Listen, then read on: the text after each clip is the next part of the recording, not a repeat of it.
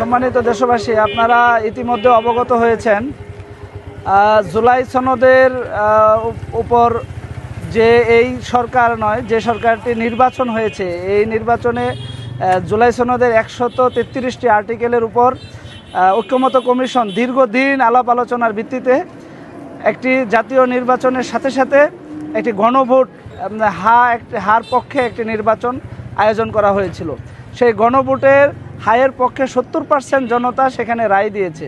কিন্তু বর্তমান সরকার সকল কিছু ভুলে গিয়ে, সংসদে তাদের মেজরিটি থাকার কারণে তারা সকল কিছু ভুলে গিয়ে 20টি অধ্যাদেশ তারা একদম বাতিল করে দিয়েছে।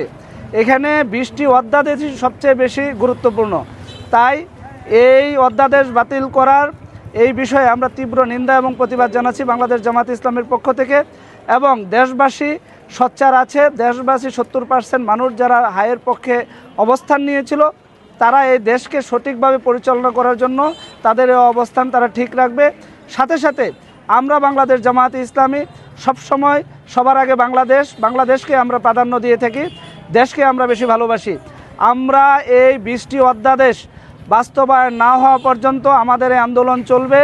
যদি এই 20টি অধ্যাদেশ বাস্তবায়ন না করা হয়, তাহলে 2000 ছাত্র জনতার শাহাদাত এবং লক্ষ ছাত্র জনতার আহত পঙ্গুত্ববরণ, তাদের সাথে একটি সরাসরি বেইমানি এবং গাদ্দারি করছে সরকার।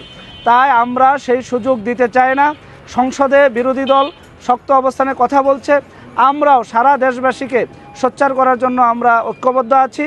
আমরা চাই দেশের মানুষ বিজয়ী হোক, 70% হা ভোট 52%-এর কাছে বিজয়ী হোক।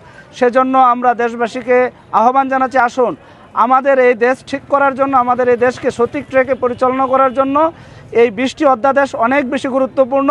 এবং গণভোটের হায়ের পক্ষে যারা রায় দিয়েছিলেন, আপনাদের অধিকারটা আপনারা বুঝে নেবেন। আমরা আপনাদের সাথে আছি। আমরা চাই আমাদের দেশ ভালো থাকুক, আমাদের দেশ ভালো চলুক।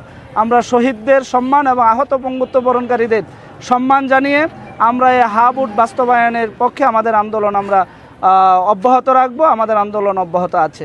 যে ধন্যবাদ আপনাদের সকলকে। আসসালামু আলাইকুম ওয়া রাহমাতুল্লাহি ওয়া বারাকাতুহু।